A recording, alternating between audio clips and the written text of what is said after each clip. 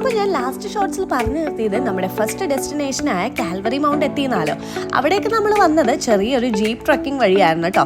വരുന്ന വഴിക്കും ഇതുപോലെ തന്നെ തേയിലത്തോട്ടവും അതുപോലെ അവിടെ ഒരു ഹോട്ടലോ എന്തോ സംതിങ് ഉണ്ടായിരുന്നു, ഒരു ഷിപ്പിൻ്റെ ഷേപ്പിലൊക്കെ ആയിരുന്നു കേട്ടോ. അത് നമ്മൾ ഈ ഇല്ലിൻ്റെയൊക്കെ ഇടയിൽ കൂടി ഇങ്ങനെ നടന്നു വരുമ്പോഴത്തേക്കും ഈ ഒരു സ്പേസിലേക്കാട്ടോ എത്തുന്നത്. ഇവിടെ വന്നു കഴിഞ്ഞാൽ ഭയങ്കര കാറ്റാണ്. ഭയങ്കര കാറ്റെന്ന് വെച്ചാൽ വെറുതെ കാറ്റല്ല, നല്ല തണുത്ത കാറ്റാട്ടോ. പിന്നെ ഇവിടെ നിന്നുള്ള വ്യൂ എത്ര നേരം വേണമെങ്കിലും നമുക്കിവിടെ സ്പെൻഡ് ചെയ്യാൻ പറ്റും കേട്ടോ.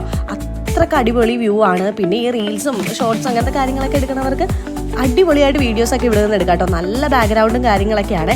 പിന്നെ ഇവിടുത്തെ കാറ്റിടെ ഈ വീഡിയോ കണ്ട മേ ബി നിങ്ങൾക്ക് മനസ്സിലാവുമായിരിക്കും കേട്ടോ. നമുക്ക് അൺകൺട്രോളബിൾ ആയിട്ടുള്ളൊരു കാറ്റാണ്. അപ്പോൾ അവിടുത്തെ ഒരു ആൻറ്റി പറഞ്ഞത് ഇതിനേലും കാറ്റായിരിക്കും എന്നാട്ടോ. ഞങ്ങൾ ചെന്ന സമയത്തിനേലും കാറ്റായിരിക്കും എന്നാണ്. ഭയങ്കര ബ്യൂട്ടിഫുൾ ആയിട്ടുള്ള വ്യൂ ആണ്. ഇവിടെ നമുക്ക് താഴത്തേട്ടൊക്കെ ഇറങ്ങി പോകാം കേട്ടോ. ഫോട്ടോസും വീഡിയോസും കാര്യങ്ങളൊക്കെ എടുക്കാവേ.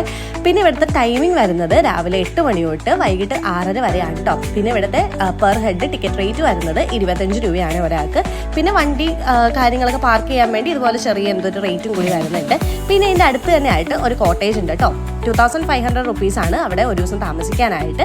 പിന്നെ അവിടെ നിന്നപ്പോൾ സൺറൈസും സൺസെറ്റൊക്കെ നല്ല അടിപൊളിയായിട്ട് കണ്ട് ഒരു ദിവസം നമുക്ക് അവിടെ സ്പെൻഡ് ചെയ്യാം കേട്ടോ. സോ നമ്മൾ അവിടെ നിന്ന് അടുത്ത പ്ലേസിലേക്ക് പോവാം കേട്ടോ.